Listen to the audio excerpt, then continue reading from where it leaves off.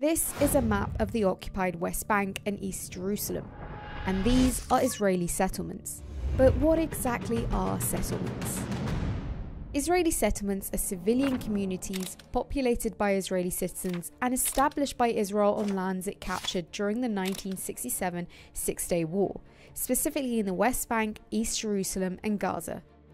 More than 700,000 settlers, 10% of Israel's 7 million Jewish population, now live in 150 settlements and 128 outposts dotting the occupied West Bank and East Jerusalem.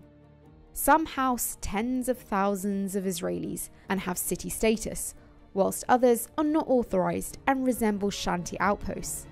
All, however, significantly impact the lives of Palestinians.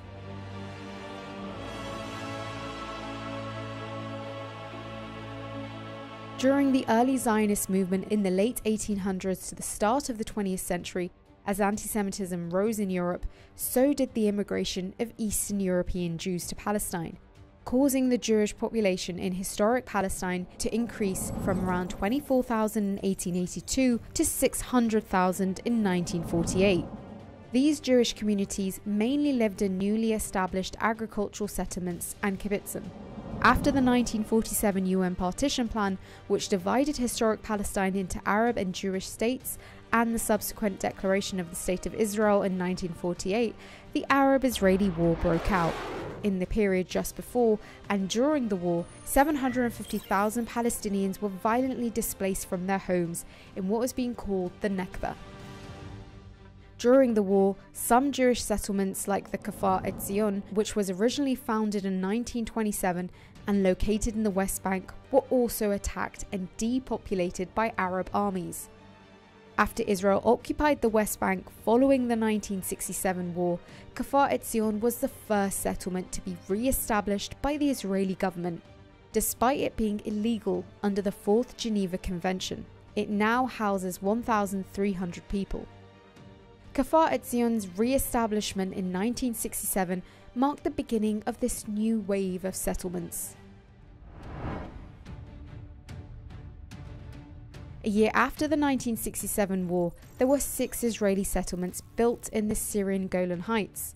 By 1973, Israel had established 17 settlements in the West Bank and 7 in the Gaza Strip.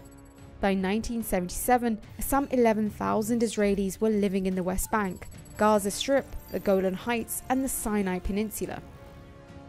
Throughout the 70s and 80s, under successive Israeli governments, settlement construction accelerated. The government provided incentives such as subsidies for housing and infrastructure to encourage Israelis to move to these areas. By the time the Oslo Accords were signed in 1993, there were approximately 110,000 settlers in the West Bank in 128 settlements, and around 140,000 in East Jerusalem in 12 settlements. In 1993, the Oslo Accords agreement was signed between Israel and the Palestinian Liberation Organization.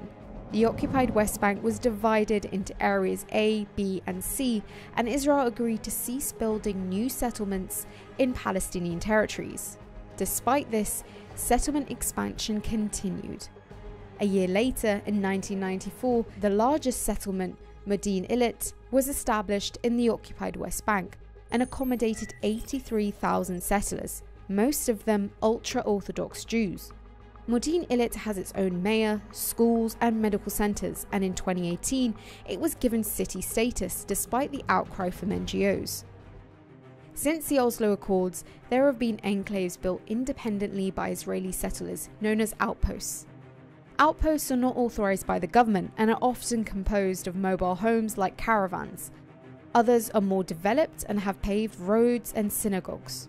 Whilst Israel deems outposts illegal, Israeli authorities have played a major role in establishing them, and they are often protected by the Israeli army.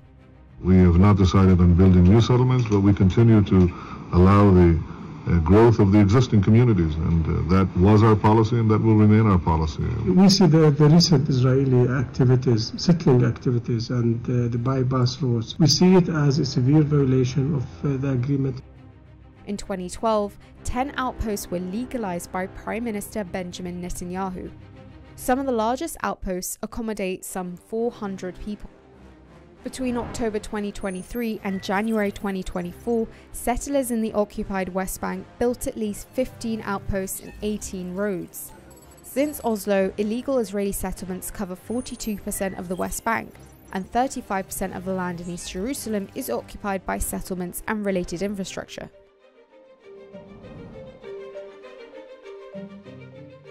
But the settlements also require supporting infrastructure, roads that allow settlers to travel into Israel and from settlement to settlement, not to mention water and sanitation systems and power grids. So how is this all impacting Palestinian life? Israel's bypass road networks in the West Bank link settlements to one another and to Israel, while isolating Palestinian localities, blocking their development and severely restricting their residents' movements. Across the West Bank, 700 road obstacles, including 140 checkpoints, divert Palestinian traffic onto longer secondary routes to prioritise settler roads. Israel's separation barrier, which slices through the West Bank and not along the internationally recognised 1967 boundary, restricts the movement of more than 3 million Palestinians. Farmers, for instance, can only access their land near settlements twice a year, only with prior approval from Israeli authorities. Israel says these restrictions are necessary for security reasons, but human rights groups have described Israel's policies as apartheid. Israel has designated about 25% of the West Bank's territory as state land, meaning that the land is almost exclusively allocated for the development and expansion of Jewish settlements. Israeli authorities regularly evict Palestinians from their land and seize and demolish their properties to make way for settlers. According to Israel, Palestinian properties lack Israeli-issued building permits and land documents, but these permits are nearly impossible to acquire. Often authorities force Palestinians to destroy their own homes. In 2023, 4,000 Palestinians were displaced in the occupied West Bank due to policies and practices implemented by the Israeli authorities or Israeli settler violence. Hundreds of Palestinian structures, including homes, donor-funded schools, agricultural-related structures, and other buildings providing humanitarian aid, were either destroyed or seized by Israel. The official land seizures for settlement expansion and the takeover by settler groups have deprived Palestinians of their property and diminished the space needed to sustain their livelihoods. A lack of access to water sources used for irrigation, farming, and personal consumption severely impacts rural Palestinian communities, leaving them vulnerable and in need of humanitarian aid. In many reported incidents, untreated wastewater, human sewage, and animal waste from Israeli settlements floods Palestinian farmland, rendering it unusable.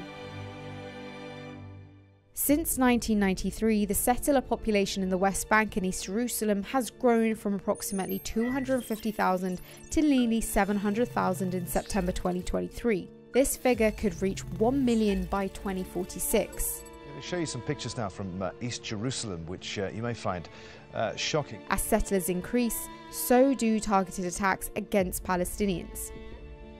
More than a quarter of Palestinians were displaced in the West Bank and East Jerusalem due to frequent settler violence. This includes assault, damaging property, trees or crops, and raiding villages.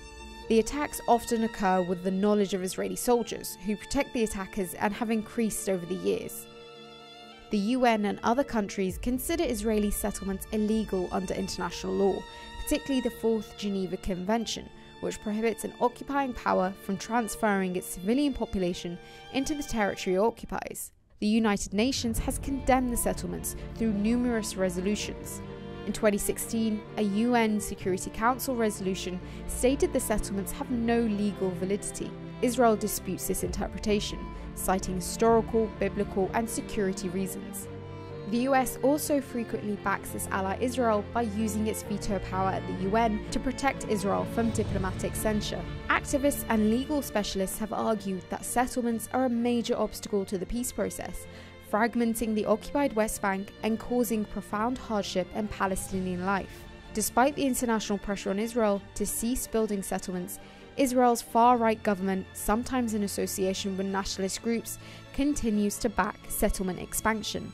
Since the start of Israel's war on Gaza in October 2023, Israel's government has accelerated construction projects of settlements in East Jerusalem and issued the largest land grab since Oslo, providing the appropriation of 12.7 square kilometers of land in the Jordan Valley.